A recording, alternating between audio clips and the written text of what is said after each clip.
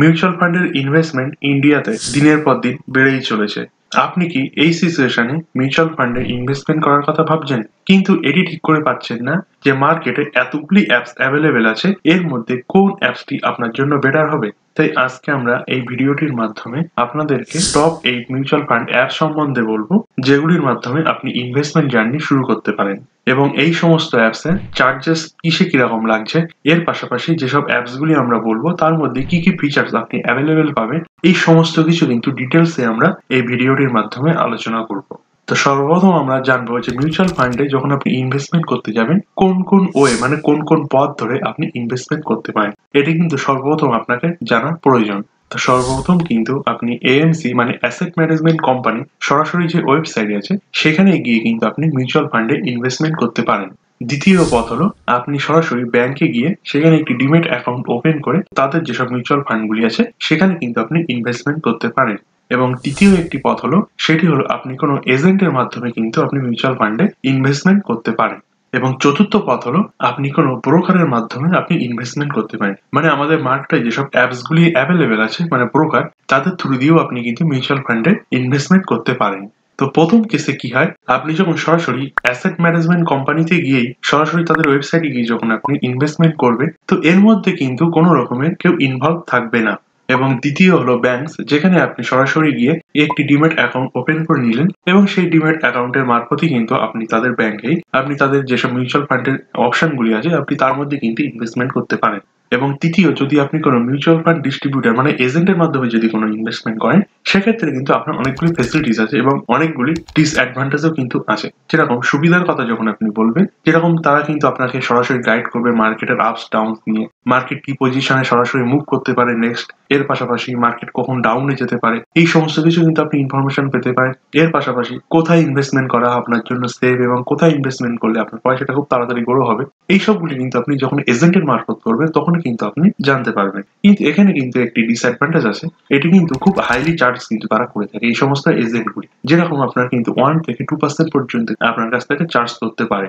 এর পাশাপাশি মিউচুয়াল ফান্ডের কিন্তু দু রকমের প্ল্যান হয়, একটি হলো ডাইরেক্ট প্ল্যান এবং অপরটি হলো রেগুলার প্ল্যান। ডাইরেক্ট প্ল্যান যদি আপনি নেন সেক্ষেত্রে কিন্তু মধ্যেখানে কোনো ইনভলভ থাকে না, মানে এএমসি তে যে রেট চলছে আপনি কিন্তু সরাসরি সেই রেটে কিন্তু পারচেস করতে পারেন। কিন্তু যদি আপনি রেগুলার প্ল্যান নেন সেখানে কিন্তু একটি এজেন্ট আপনার মধ্যখানে থাকবে এবং সে যেসব ফেসিলিটিস গুলি আপনাকে দিচ্ছে তার জন্য সে কিন্তু একটি এক্সট্রা চার্জ আপনার কাছ থেকে কিন্তু নিচ্ছে কমিশন স্বরূপ। তো এখানে যদি আপনি ডাইরেক্ট প্ল্যান এবং রেগুলার প্ল্যান নিয়ে গুলিয়ে ফেলেন, মানে আপনার জন্য কোন প্ল্যানটা বেস্ট হবে, আপনি ডাইরেক্ট প্ল্যানে ইনভেস্টমেন্ট করবেন না রেগুলার প্ল্যানে ইনভেস্টমেন্ট করবেন, এই বিষয়ে যদি বিশদ জানতে চান সেক্ষেত্রে কিন্তু আপনারা আমাদের কমেন্ট সেকশনে জানাতে পারেন। আমরা কিন্তু নেক্সট একটি এই বিষয় নিয়ে ভিডিও বানাতেই পারি আপনাদের রিকোয়েস্ট যদি পাই।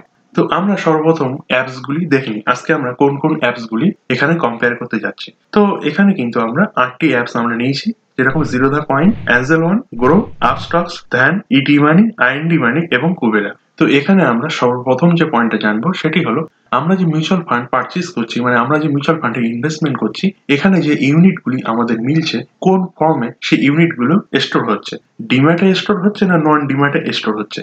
তো এই যেসব অ্যাপস গুলি আমরা নিয়েছি এগুলি চলুন দেখে নিই সেটি কোন ফর্মে তারা হোল্ড করছে। তো এখানে দেখতে পারেন জিরোধা কয়েন ডিম্যাটে হোল্ড করছে, অ্যাঞ্জেল ওয়ান ডিম্যাটে হোল্ড করছে, গ্রো নন ডিম্যাটে হোল্ড করছে, ধ্যান অ্যাপস নন ডিম্যাট, আপস্টক্স ডিম্যাটে হোল্ড করছে, ইটি মানি নন ডিম্যাট, আইএনডি মানি এবং কুবেরা এগুলি সব কিন্তু নন ডিম্যাটে হোল্ড করছে। নেক্সট পয়েন্ট আমরা রেখেছি অ্যাকাউন্ট ওপেনিং চার্জেস। এখানে কিন্তু জিরোধা কয়েনে আপনি 200 টাকার অ্যাকাউন্ট ওপেনিং চার্জ কিন্তু আপনার কাছ থেকে নেওয়া হবে। এছাড়া আর বাদ বাকি যেসব অ্যাপস গুলি আমরা এখানে রেখেছি সবগুলিতে কিন্তু 1 টাকাও অ্যাকাউন্ট ওপেনিং চার্জ কিন্তু নেওয়া হয় না, মানে বাদ বাকি সবগুলি কিন্তু ফ্রি, একমাত্র জিরোধা কয়েন ছাড়া। এরপর নেক্সট অপশন আমরা দেখবো অ্যাকাউন্ট মেনটেন্যান্স চার্জ। তো জিরোধা কয়েনে কিন্তু আপনার 354 রুপিস অ্যাকাউন্ট মেনটেন্যান্স চার্জ করা হবে। অ্যাঞ্জেল ওয়ানের ক্ষেত্রে 280 রুপিস কিন্তু আপনার অ্যাকাউন্ট মেনটেন্যান্স চার্জ কেটে নেওয়া হবে, এটা কিন্তু ইনক্লুডেড জিএসটি সহ কিন্তু আমরা এখানে দেখাচ্ছি।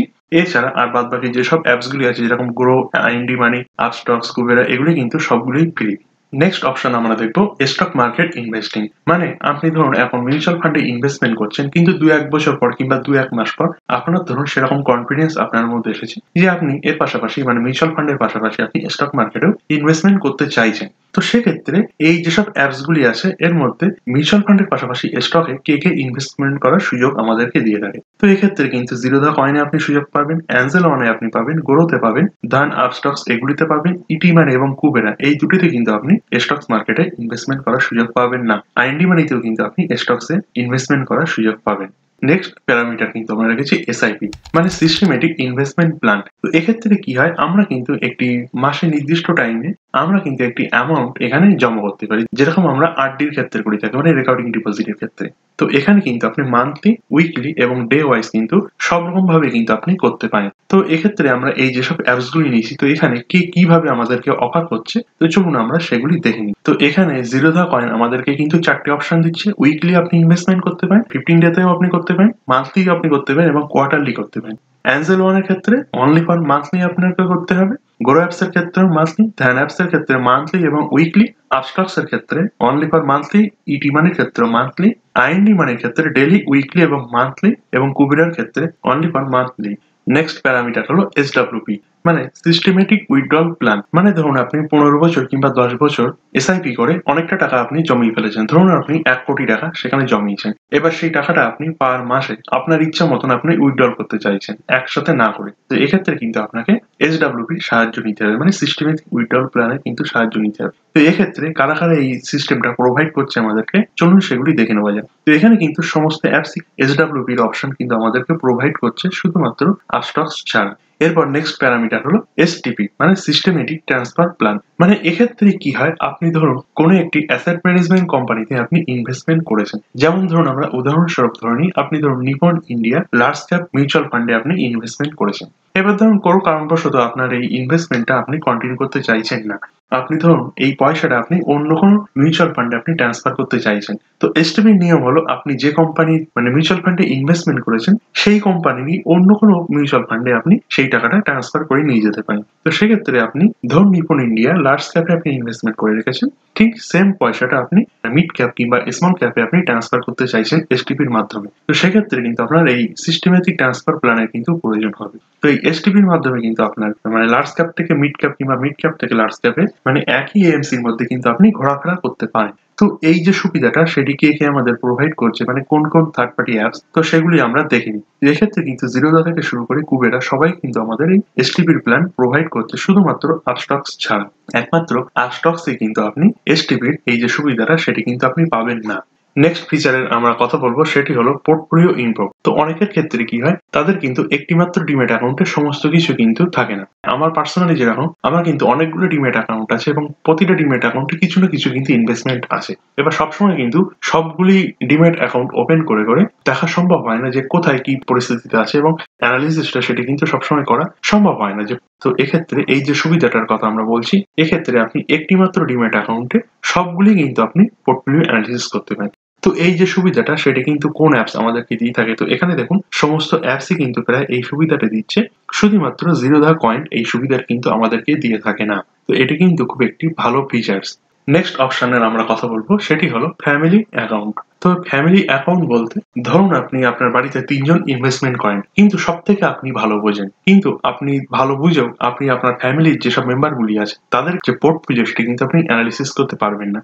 কিন্তু এই ফ্যামিলি অ্যাকাউন্টের এই অপশনের মাধ্যমে কিন্তু আপনি আপনার বাড়ির সমস্ত ফ্যামিলি মেম্বারদের কিন্তু আপনি বসে আপনার মোবাইলে তাদের পোর্টফোলিওটি আপনি অ্যানালিসিস করতে পারেন এবং দেখতে পারেন। এর পাশাপাশি আপনি চাইলে চেঞ্জও কিন্তু করতে পারেন।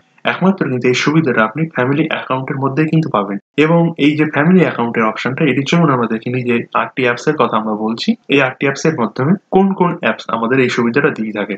তো এখানে দেখুন গ্রো, আপস্টক্স এবং ইটি মানি এই 3টি অ্যাপস ছাড়া আর সমস্ত অ্যাপসই কিন্তু এখানে এই সুবিধাটা আমাদেরকে প্রোভাইড করছে, শুধুমাত্র গ্রো, আপস্টক্স এবং ইটি মানি ছাড়া। তো এখানে এটি কিন্তু খুব একটি কামাল করা ফিচার্স। কেন বলছি কামাল করা ফিচার্স, ধরুন আপনার ফ্যামিলি মেম্বারদের অতটা নলেজ নেই আপনার তুলনায়, তো সেক্ষেত্রে আপনি আপনার ফ্যামিলি মেম্বারদের পোর্টফোলিও কিন্তু আপনি ম্যানেজ করতে পারেন আপনি নিজের মোবাইল থেকে। এটি কিন্তু খুব একটি ভালো ফিচার্স।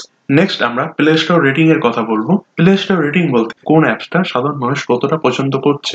তো এখানে জিরোধা কয়েনের আপনি রেটিং দেখতে পাচ্ছেন 3.9 স্টার। অ্যাঞ্জেল ওয়ানের ক্ষেত্রে আপনি দেখতে পারেন 4.4 স্টার রেটিং দেওয়া আছে। গ্রো অ্যাপস এর ক্ষেত্রে সব থেকে বেশি 4.8, ধ্যান অ্যাপস এর ক্ষেত্রে 4.3, আপস্টক্স এর 4.5, ইটি মানি 4.2, আইএনডি মানি 4.6 আর কুবেরা 4.2। তো এই সমস্ত প্যারামিটারের অ্যানালিসিস করার পর যদি আপনারা আমাদের অপিনিয়ন শোনেন, তো আমি কিন্তু পার্সোনালি গ্রো এবং জিরোধা কয়েন এই দুটি অ্যাপস ইউজ করে থাকি। কিন্তু এই যে ৮টা নাম নিয়ে আমরা আজকে এই ভিডিওটি তৈরি করলাম, তো এই ৮টি অ্যাপসই কিন্তু তারা নিজেদের দিক থেকে কিন্তু একদমই পারফেক্ট। যদি আপনি এই ৮টি অ্যাপসের মধ্যে যেকোনো একটি যদি বেছে নেন, সেক্ষেত্রে কিন্তু আপনার একদমই ভুল হবে না। কারণ এদের কিন্তু ইউজার ইন্টারফেস এবং সবকিছুই কিন্তু খুবই ইজি। আপনার ব্যবহার করতে কোনো রকমই কিন্তু অসুবিধা হবে না। এবং যদি আপনি বিগিনার লেভেলে হয়ে থাকেন, মানে একদম শুরু করছেন, কোনো রকম নলেজ আপনার নেই, সেক্ষেত্রে কিন্তু আপনি গোরো অ্যাপসটা ট্রাই করতে পারেন। কারণ এর ইউজার ইন্টারফেস কিন্তু একদমই সোজা। আমাদের ভিডিওটি যদি ভালো লেগে থাকে, অতি অবশ্যই কিন্তু আমাদের চ্যানেলটি সাবস্ক্রাইব করবেন, পাশে থাকা বেল আইকনটি অন করে দেবেন এরকম টাইপের নলেজেবল ভিডিও পাওয়ার জন্য।